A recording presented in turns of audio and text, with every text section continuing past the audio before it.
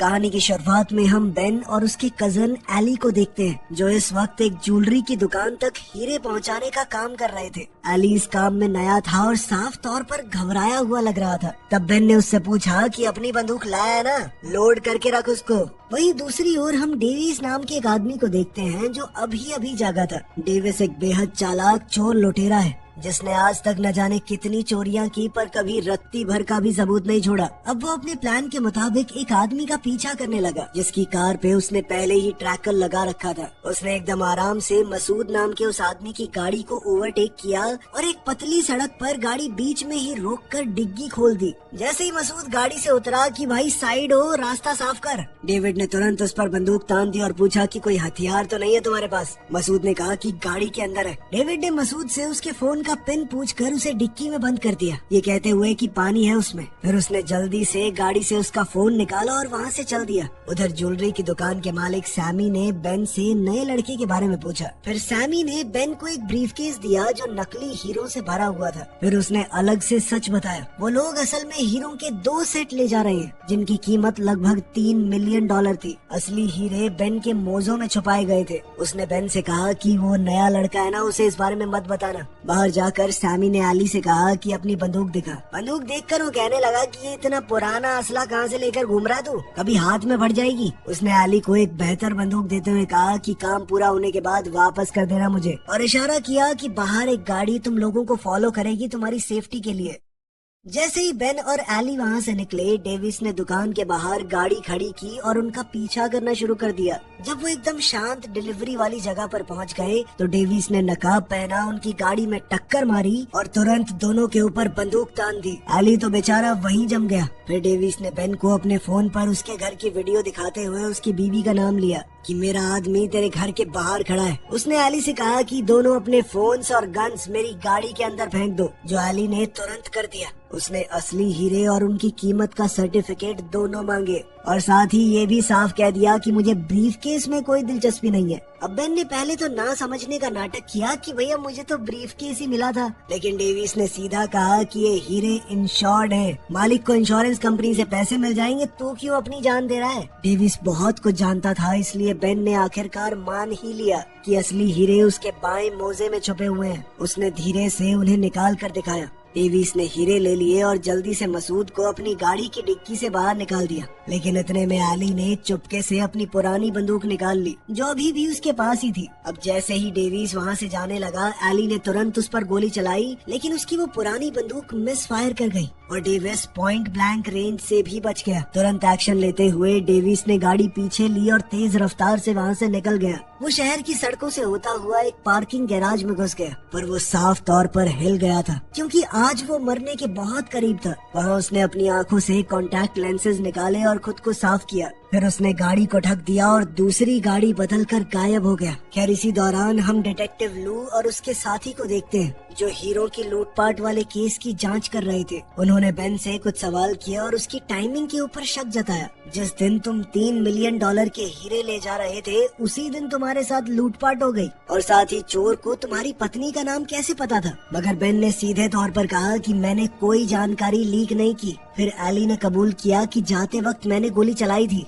लेकिन निशाना सही नहीं लगा। डिटेक्टिव्स ने ये भी पूछा कि जब मौका था तो चोर ने गोली क्यों नहीं चलाई। खैर लू का मानना था कि ये काम किसी ऐसे अपराधी ने किया है जो उन्हें काफी टाइम से ट्रैक कर रहा था। साथ ही वो जो भी इंसान है वो वायलेंस से बचता है और इसी हाईवे के आसपास कांड करके तुरंत गायब हो जाता है। दूसरी ओर इसी वक्त डेविस अपने फ्लैट पर पहुंच गया और हीरे उसने एक कप में डाल दिए। जब उसने अपना नकाब देखा तो उस पर खून के दाग नजर आए। अचानक उसे एहसास हुआ कि शायद पार्किंग गैराज में जो गाड़ी छोड़ी है उसके अंदर भी खून रह गया हो। शाम को डेविस मिस्टर मनी नाम के अपने एक साथी से मिला, जो उसके चोरी किए हुए सामान को बेचने का काम करता था। उस आदमी ने पूछा कि सब कैसा चल रहा है। तब डेविस ने बताया कि आज चोरी में थोड़ी गड़बड़ हो गई, मैं बाल बाल बचाऊं मरने से, यहाँ से गोली गई है मेरे। साथ ही उसने कहा कि अगला प्लान जो हमने बनाया था वो बहुत खतरनाक लग रहा है, अब मुझे मैं शायद कर नहीं पाऊंगा। इस पर उस आदमी ने सीधे सीधे पूछा कि इससे बेहतर प्लान है क्या तेरे पास। तो डेविस ने कहा कि मैं इस पर काम कर रहा हूँ। उस रात डेविस ने शैरन के बारे में जानकारी निकालनी शुरू की। जो कि एक इंश्योरेंस कंपनी में काम करती है। शैरन इस वक्त भी मुनरो नाम के एक बहुत अमीर आदमी को अपनी पॉलिसी बेचने की कोशिश कर रही थी। उसने उसके शानदार घर की तारीफ की और कहा कि कंपनी ऐसे ही लोगों को तो बचाना चाहती है सर, गरीबों के पास खोने को है क्या। शैरन ने अमीर बुढ़े की तारीफ की और लग रहा था कि मुनरो उसकी बात मान के डील साइन कर ही देगा, लेकिन फिर गलती से शैरन ने मुनरो की होने वाली मंगेतर, जो कि बहुत जवान थी, उसे उसकी बेटी समझ लिया और वहाँ से डील होने के चांसेस भी थोड़े कम से हो गए। जब उसके साथियों ने पूछा कि डील हुई कि नहीं तो उसने कहा कि वो अभी सोच रहा है। फिर उसने अपने बॉस फिल से अपनी प्रमोशन के बारे में पूछा, लेकिन फिल ने बात टरका दी। खैर, जो $3 मिलियन के हीरे चोरी हुए थे उसकी इंश्योरेंस शैरन की कंपनी ने ही कर रखी थी। शैरन के बॉस फिल ने उससे कहा कि पुलिस में तुम्हारे कांटेक्ट है ना, तो तुम ये वाला केस संभालो। किसी भी तरीके से अगर जल्द से जल्द चोर पकड़े गए तो हमें ये पैसे नहीं देने पड़ेंगे। लेकिन शैरन मुनरो वाले केस से हटना नहीं चाहती थी, लेकिन मौके का फायदा उठाते हुए मलीन नाम की लड़की तुरंत बीच में कूद गई और उसने कहा मैं संभाल लूंगी वो वाला काम। फिर शैरन को ना चाहते हुए भी मानना पड़ा। इस वक्त सैमी नाम के उस ज्वेलर से भी लूट के बारे में पूछताछ की जा रही थी। डिटेक्टिव्स को ये भी शक था कि कहीं इंश्योरेंस का पैसा खाने के चक्कर में चोरी खुद ही तो नहीं करवाई गई। मगर सैमी तुरंत अपना बचाव करने लगा। उसने कहा कि 27 साल से मैं अपनी दुकान चला रहा हूँ और साथ में 2 और स्टोर बना चुका हूँ। अब मैं अपनी रेपुटेशन को रिस्क पे क्यों डालूंगा। उसने जोर देकर कहा कि मैंने डिलीवरी के बारे में किसी को फोन नहीं किया, सिर्फ एक मेल भेजा था। ये सुनते ही डिटेक्टिव लू समझ गया, अगर चोर ने उसके ईमेल को ही हैक कर लिया हो तो उसे शिपमेंट की सारी जानकारी मिल गई होगी। वहीं दूसरी ओर डेविस अपने हैकर को पैसे दे रहा था ताकि वो शैरन के सोशल मीडिया को ढंग से देख पाए। वो जानना चाहता था कि वो किस किस से बात करती है। यहाँ से साफ हो गया कि वो सिर्फ लूट को प्लान नहीं करता था, वो इंश्योरेंस वालों की तरफ से भी पता लगाता था कि किसके पास कौन सी महंगी चीज है जिसका वो इंश्योरेंस ले रहे हैं। बाद में डेविस जब एक रेड लाइट पर रुका था तभी माया नाम की एक औरत ने उसकी गाड़ी को टक्कर मार दी। वो गुस्से में पूछने लगी कि तुमने गाड़ी क्यों रोकी। डेविस ने शांत रहकर लाल बत्ती की तरफ इशारा किया और पूछा कि तुम ठीक हो। वो घबरा कर बोली कि मैं लेट हो रही थी और ये गाड़ी मेरे बॉस की है। एक्सीडेंट के बाद माया ने डेविस से कहा कि अपनी गाड़ी का इंश्योरेंस दिखाओ मुझे, मैं सॉर्ट करवा लूंगी। गलती माया की थी पर डेविस पुलिस के पचड़े में तो नहीं पड़ना चाहता था। उसने गाड़ी से नोटों की गड्डी निकाल कर कहा कि मैं अभी भर देता हूँ आपका जितना नुकसान हुआ है। माया ने उसे गौर से देखा और पूछा कि हमेशा इतने पैसे साथ रखते हो तुम। मगर डेविस ने बात बदलते हुए कहा कि मेरे पास फालतू टाइम नहीं है, जल्दी बताओ कितने पैसे चाहिए। पर माया ने मना कर दिया। उसने कहा कि कंपनी की गाड़ी है, मुझे सही तरीके से रिपोर्ट करना पड़ेगा वरना मुझे नौकरी से निकाल देंगे। जिसके बाद डेविस को मजबूरन उसे अपनी इंश्योरेंस पॉलिसी दिखानी पड़ी। बाद में शैरन एक कैफे में डिटेक्टिव लू से मिली ताकि हीरो की चोरी के बारे में बात कर सके। उसने कहा कि ज्वेलर और कुरियर दोनों के ऊपर लाई डिटेक्शन टेस्ट करवाओ। ये सुनते ही लू तुरंत समझ गया कि इंश्योरेंस वाले पैसे देने से बचना चाहते हैं। खैर, फिर लू ने उसे कुछ डेटा दिखाया जिससे ऐसा लग रहा था कि इस क्राइम में इंश्योरेंस कंपनी के अंदर कोई शामिल हो। खैर, फिर लू ने बातों बातों में बताया कि जो लोग तुमसे इंश्योरेंस कराते हैं उन्हीं के यहाँ पे चोरी हो जाती है। इससे तो ऐसा लग रहा है कि इंश्योरेंस कंपनी में कोई अंदर का आदमी मिला हुआ है चोरों से। खैर, बाद में पुलिस स्टेशन जाकर भी लू ने इसी थ्योरी पर काम किया। उसने पुराने केस निकाले, छोटी मोटी लूट को हटा दिया। क्योंकि चोर वायलेंस से बचता था तो उसने ज्यादा वायलेंस वाले केस भी हटा दिए। जो केस बचे उनके अंदर उसे एक पैटर्न दिखाई दिया। ये सारे हाईवे नंबर 101 के पास ही हो रहे थे। इन सभी लूटपाट के केसेस में कोई भी बिना वजह की हिंसा नहीं हुई और लूटने वाला बहुत ही सफाई से बचकर निकल गया। अब लू को पूरा यकीन हो गया था कि इस सब के पीछे एक ही आदमी है। लू के बॉस को उसकी थ्योरी बिल्कुल भी पसंद नहीं आई। इतने सारे केसेस को दोबारा खोलना डिपार्टमेंट के लिए बिल्कुल भी अच्छा नहीं होगा, उनकी थू थू हो जाएगी मीडिया में। उसके बॉस ने सीधे तौर पे कहा कि गड़े मुर्दे मत उखाड़ो, हमारा काम है सॉल्व केसेस का नंबर बढ़ाना। ये सुनकर लू निराश होकर वहाँ से चला गया। उसे पूरा यकीन था कि इन केसेस में जिसे भी पकड़ा गया है गलत ही है वो। दूसरी तरफ मिस्टर मनी ओरमान नाम के एक आदमी से मिला जिससे वो अगला मिशन करवाना चाहता था, क्योंकि अब डेविस ने तो उसे करने से मना कर दिया, ये बोलकर कि बहुत रिस्की है, किसी को चोट लग सकती है। लेकिन प्लान तैयार था और ओरमान को किसी को चोट लगे कोई मरे इससे घंटा फर्क नहीं था, तो वो तुरंत मान गया। अगले दिन प्लान के मुताबिक एक डिलीवरी वाला बंदा हीरे एक ब्रीफकेस के अंदर लेकर उसे अपने हाथ से हथकड़ी से बांध के जैसे ही अंदर घुसने लगा, पीछे से ओरमान उस पर टूट पड़ा। उसने बंदूक दिखाते हुए सबको डराया। उसके अंदर दया नाम की चीज ही नहीं थी। उसने कुरियर वाले को बहुत मारा और आखिरकार चाबी निकलवा ली। फिर एक औरत को उठाकर उसने जबरदस्ती सारे गहने एक बैग में भरने को कहा और आखिर में भी गोली चलाकर सबको डराने के बाद वहाँ से निकला। इसी दौरान डेविस ने माया को माइक के नाम से मैसेज भेजा और उसे डिनर के लिए पूछा। माया मान तो गई, लेकिन उस रात वो डेट के लिए थोड़ा लेट पहुंची। ये जगह माया को थोड़ी फैंसी लग रही थी। उसने कहा कि मैं थोड़ी नॉर्मल सी जगह पे जाना चाहती हूँ, तो दोनों वहाँ से निकलकर एक स्ट्रीट फूड वाली जगह पर आ गए। क्रिस की इस खतरे से भरी हुई ब्लैक एंड व्हाइट जिंदगी के अंदर माया एक रंग की तरह आई थी। उनकी डेट भी काफी अच्छी गई। माया के जाने के बाद डेविस पास के एक टेलीविजन को देखने लगा। ब्रेकिंग न्यूज में एक ज्वेलरी शॉप के अंदर हुई लूटपाट दिखाई जा रही थी, जो आज सुबह 10 बजे के करीब हुई थी। लुटेरे ने पूरा टाइम मोटरसाइकिल हेलमेट पहना हुआ था, जिससे उसका चेहरा कोई नहीं देख पाया। रिपोर्टर ने इसे भी काफी समय से हो रही हाई प्रोफाइल चोरियों से जोड़ा। पुलिस गवाहों की मदद से कुछ सुराग बटोरने की कोशिश कर रही थी, लेकिन अफसोस किसी के पास भी चोर के खिलाफ कोई भी सबूत नहीं था। फिर लू ने फुटेज को ध्यान से देखा। उसे कुछ तो गड़बड़ लग रही थी। जगह, टाइमिंग और तरीका तो काफी हद तक पैटर्न से मिल रहे थे, लेकिन इस चोर की हरकतें अलग लग रही थी, क्योंकि पिछले वाला चोर लड़ाई झगड़े वायलेंस से बचता था, मगर इस लूट को अंजाम देने वाला चोर गुस्से से भरा हुआ था, लोगों को मार रहा था। लोगों को पूरा शक था कि या तो चोर बदल गया है या फिर किसी और ने ये काम किया है। उधर डेविस गुस्से में मिस्टर मनी से मिलने गया। उसने सीधा सीधा कहा कि ये मेरा प्लान था, ऐसे कैसे किसी और से करवा लिया। मगर मनी कहने लगा कि तूने किया क्या है, तेरी फट रही थी इस काम से। डेविस ने जोर दिया कि बात पैसे की नहीं है, भरोसे की है। तब मनी ने कहा कि अगर मैं ना होता ना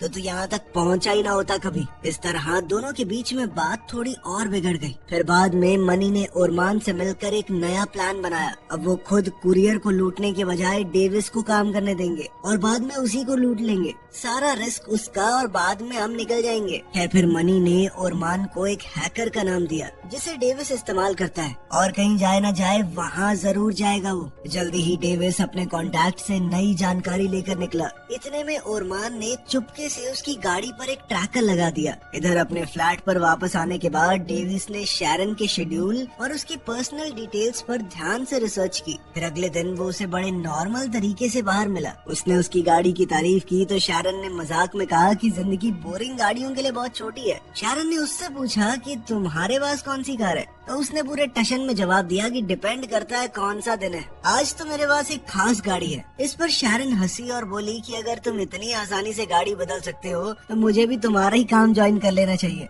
तब डेविस ने उससे कहा कि अच्छा चलो मॉडल गेस करो कौन सी कार है, अगर तुमने सही गेस किया तो मैं तुम्हें चाबी दे दूंगा। फिर उसने थोड़ा सोचा और एक गाड़ी का नाम लिया, साथ ही उसने कलर भी गेस किया। कलर तो एकदम सही था, लेकिन बदकिस्मती से मॉडल गलत निकला और इस तरह दोनों के बीच में बढ़िया बातचीत शुरू हो गई। डेविस ने शैरन को भी अपना नाम माइक बताया। उधर पुलिस स्टेशन में टीम ने लूट की आखिरी कैमरा इमेज देखी। अब लू ने दोबारा पूछा कि ये आदमी जो है ये 101 हाईवे के आसपास दिखा है कभी, जिसका जवाब था नहीं, ये हाईवे पर नहीं आया। जिसके बाद लू ने कहा कि लास्ट कैमरा यहाँ पर था और हाईवे के बीच में ज्यादा जगह नहीं है, इतने एरिया में उसने गाड़ी बदली है। उसने जोर दिया कि पूरे एरिया को सर्च किया जाए। बाद में माया डेविस के घर आई। उसने महसूस किया कि तुम्हारा घर कितना खाली लग रहा है, ना तो तुम्हारी कोई फोटो है ना कुछ और। तब डेविस ने कहा कि मुझे ये सब ज्यादा पसंद नहीं है। उसने म्यूजिक चलाया और डांस के लिए डेविस को खींच लिया। वो मजाक मजाक में कहने लगी किसी और को तुम्हें इंसान बनाना पड़ेगा। अब धीरे धीरे डेविस रिलैक्स हुआ और उन दोनों के बीच में नजदीकियां बढ़ गई। फिर अगली सुबह डेविस को एहसास हुआ कि कोई तो उसका पीछा कर रहा है। उसने अपनी गाड़ी चेक की और जल्द ही एक ट्रैकर ढूंढ लिया। अब उसने तुरंत ही नया फ्लैट ले लिया और जगह बदल दी। उसी वक्त लू ने पार्किंग गैराज में छोड़ी हुई चोर की गाड़ी को ढूंढ निकाला। साथ ही फोरेंसिक्स को वहाँ खून की एक बूंद मिली। लू ने बड़ी उम्मीद के साथ उसे डीएनए टेस्ट के लिए भेज दिया। फिर बाद में डेविस शैरन से एक आर्ट म्यूजियम में मिला। डिनर के दौरान शैरन ने अपना काम समझाया कि वो अमीर क्लाइंट्स की महंगी चीजों की इंश्योरेंस करती है। तब डेविस ने उसे सच बताया। उनकी मुलाकात कोई इत्तेफाक नहीं थी, वो उसके बारे में पहले से जानता था और एक बिजनेस ऑफर देना चाहता है उसे। मगर शैरन तुरंत समझ गई कि वो एक चोर है। उसने सीधा मना कर दिया और कहा कि मैंने अपनी पूरी जिंदगी ईमानदारी से काम किया है। लेकिन डेविस ने कहा कि तुमने किया होगा, पर जिन अमीर लोगों को तुम इंश्योरेंस दे रही हो उन्होंने तो पक्का नहीं किया। इस पर शैरन खड़ी हुई और वहाँ से चली गई। बाहर डेविस ने उसी राइडर को देखा जो उसका पीछा कर रहा था। उसने तुरंत अपनी गाड़ी उसके पीछे लगा ली और दोनों के बीच एक चूहे बिल्ली का खेल शुरू हो गया। और मान काफी देर तक बचकर भागता रहा, लेकिन आखिरकार एक गाड़ी से टकराकर नीचे गिर गया। फिर वो लंगड़ाता हुआ एक पास वाली बिल्डिंग में गया। वहाँ पर डेविस भी पहुँच गया और उसने अपनी बंदूक तानते हुए कहा कि मुझसे दूर रहना, समझा। इसी दौरान हम देखते हैं कि शैरन एक योगा क्लास में लू से टकराई। तभी लू को हाईवे नंबर 101 के पास एक रहस्यमयी आदमी के बारे में कॉल आई। दरअसल हाईवे 101 के पास ही एक दूसरा चोर चोरी कर रहा था। लेकिन जब पुलिस वालों ने गोलियां चलाई तो समझ आया कि ये तो एक बच्चा है। लू का तो मानना था कि उसके हाथ में बंदूक भी नहीं थी, लेकिन उसके साथ ही पुलिस वालों ने फिर भी गोली चलाकर उसे ढेर कर दिया। इसी के साथ उसके बॉस ने सारे पेंडिंग केस ये कह के बंद कर दिए कि इसी लड़के ने सारी चोरी करी थी, यही है वो मेन चोर। उधर इंश्योरेंस ऑफिस में नलीन को वाहवाही मिल रही थी। असल में मुनरो के साथ जो इंश्योरेंस डील चल रही थी वो आखिरकार पूरी हो गई। सारा मेन काम किया शैरन ने, नलीन आखिर में डील साइन करके आ गई। इसके बाद शैरन ने चुपचाप मार्क से अपनी प्रमोशन को लेकर बात की, मगर मार्क ने फिर से बात को टाल दिया। जब शैरन ने कहा कि मैं अपने सारे क्लाइंट्स लेके किसी दूसरी कंपनी में चली जाऊंगी, तो उसका बॉस फिल उसकी बेइज्जती करने लगा कि 53 साल की बुढ़िया को कौन लेगा, मुझे डराने की जरूरत नहीं है। उधर लू को डीएनए टेस्ट की रिपोर्ट मिल चुकी थी। फिर वो बड़े ध्यान से उसे स्टडी करने लगा, क्योंकि उसके अंदर एक उम्मीद थी कि शायद इससे सच बाहर आ सकता है। इसी बीच शैरन अपनी जिंदगी का सबसे बड़ा फैसला ले चुकी थी। उसने डेविड से कांटेक्ट किया और कहा कि तुम कुछ प्लान बता रहे थे ना। उसने डेविस को बताया कि एक कुरियर आने वाला है जो मुनरो नाम के एक अरबपति की शादी में 5.5 मिलियन की घड़ियां और हीरे ला रहा है। काफी सारे गार्ड्स आएंगे उस कुरियर के साथ, तो सिक्योरिटी बहुत टाइट है। लेकिन उनके प्लान में लूप होल भी थे। असल में वो आदमी टैक्स बचाने के लिए कैश में पेमेंट कर रहा था। इसका मतलब था लगभग $1 मिलियन का कैश भी वहाँ पर होगा। ये सुनते ही डेविस तुरंत चोरी के बारे में सोचने लगा। उसने पूछा कि कैश की सिक्योरिटी कैसी होगी, मगर शैरन अभी इस बारे में श्योर नहीं थी। असल में इंश्योरेंस वाले सिर्फ और सिर्फ हीरो को कवर कर रहे थे, तो उन्हें इसके बारे में पूरी जानकारी थी, लेकिन कैश इससे बाहर था। तब डेविड थोड़ा हिचकिचाया क्योंकि ये बहुत रिस्की लग रहा था। लेकिन तब शैरन ने बताया कि $11 मिलियन का सामान है वहाँ पे। इतना पैसा जिसके बाद सब कुछ छोड़ सकते हैं वो हमेशा के लिए। मगर डेविस ने कहा कि पैसा तभी मैटर करता है जब तुम उसे लेकर जिंदा बच के निकल पाओ। डीएनए रिपोर्ट में डेविस का नाम आ गया था। अब लू उसके नाम पर लिस्टेड एक एड्रेस पर गया। वहाँ एक औरत ने दरवाजा खोला और लू ने झूठ कह दिया कि मेरा नाम डिटेक्टिव लब्सनिक है। क्या आप डेविस नाम के इस आदमी को जानती हैं? औरत का रिएक्शन देखते ही वो समझ गया कि हाँ ये जानती है। दूसरी ओर डेविस ने एक वॉइसमेल सुना जिसमें वही औरत उसे कॉल बैक करने को कह रही थी। जब डेविस ने उससे बात की तो पता चला कि पुलिस उसके बारे में पूछताछ करने आई थी। डेविस समझ चुका था कि इन्वेस्टिगेशन उसके करीब पहुंच रही है। फिर वो कुरियर की डिटेल्स कंफर्म करने के लिए शैरन से मिला। तब शैरन ने अंदाजा लगाया कि डिलीवरी फ्राइडे या सैटरडे को होगी। संडे को शादी है तो उससे पहले ही हो जाएगी। तब डेविस ने उसे एक डिस्पोजेबल फोन दिया और कहा कि हर कॉल के बाद सिम कार्ड को डिस्ट्रॉय कर देना। शैरन कहने लगी कि ज्यादा ही फिल्मी नहीं हो रहा है, लेकिन डेविस ने कहा कि यही तरीका होता है, फिल्मी कुछ नहीं है इसमें, सबूत नहीं छोड़ने, सफाई से काम करना है। फिर कुछ दिन बाद शैरन ने पूरा डिटेल में प्लान निकाल लिया और ये पूरी बात डेविस को भी बता दी। तभी अचानक से ओरमान वहाँ पहुँच गया और उसके ऊपर हमला कर दिया। तब डर के मारे शैरन ने उसी कैश और हीरो की डिटेल्स उसे भी दे दी। अब उसे समझ नहीं आ रहा था कि ये सब क्या हो रहा है, इसीलिए वो सीधा लू के पास चली गई। अपनी जान का खौफ खाते हुए उसने चोरी के बारे में सब कुछ कबूल कर लिया, जिसमें पूरा प्लान, पैसे, सब कुछ शामिल थे। तब लू ने उसे डराना शुरू किया कि तुमने इतनी बड़ी चोरी का प्लान बनाया है तो तुम भी गुनहगार हुई। अगर ये सब ऑफिशियल हो गया ना तो नौकरी तो छोड़ो, जेल की चक्की पीसनी पड़ेगी। उसकी सुरक्षा के लिए लू ने उससे कहा कि तुम अपने घर मत जाना और कुछ समय के लिए मेरे घर पर रुक सकती हो। साथ ही उसने कहा कि इस माइक के बारे में मुझे बताओ, हर छोटी से छोटी बात। अब लू ने एविडेंस रूम में जाकर डेविस के खिलाफ सबूत जोड़ने शुरू किए। उसी वक्त डेविस ने माया से कहा कि मुझे काम के लिए शहर छोड़ना पड़ेगा। माया को महफूज रखने के लिए डेविस ने उसे ज्यादा बात नहीं बताई और इससे चिढ़कर वो रिश्ता तोड़कर चली गई। उसे खोकर डेविस बहुत फ्रस्ट्रेटेड था। खैर फिर लूट वाले दिन डेविस एयरपोर्ट की तरफ बढ़ा, जबकि उसे ये बिल्कुल नहीं पता था कि ओरमान के पास भी पूरी इन्फॉर्मेशन है और साथ ही लू भी उसके प्लान के बारे में जानता है। डेविस बड़ी चालाकी से ड्राइवर के पास गया और उस पर बंदूक तान कर उसे किडनैप कर लिया। अब वो खुद ड्राइवर बनकर कुरियर को लेने जाने वाला था। वहीं लू मिस्टर फॉस्टर के नाम से अंडरकवर बैंक कुरियर से मिला। अब वो घड़ियों और हीरो वाला बैग लेकर खुद कुरियर बन के आ गया। गाड़ी में नकली ड्राइवर और नकली कुरियर दोनों चले हुए थे। जल्द ही वो उस होटल में पहुंच गए जहां मुनरो रुका हुआ था। जैसे ही वो कमरे में पहुंचे, डेविस ने तुरंत बंदूक निकालकर सबको नीचे बैठने को कहा। साथ ही कहा कि वो कैश निकालो जो तिजोरी में भरा हुआ है। जब लू डेविस के कहे मुताबिक ब्रीफ केस से घड़ियां और हीरे निकालकर उसके लिए एक बैग में भरने लगा तो पता चला उसने अंदर एक बंदूक रखी हुई थी। वो उसने निकाल कर डेविस पर तान दी और बताया कि मैं एक पुलिस वाला हूँ, सरेंडर कर दे।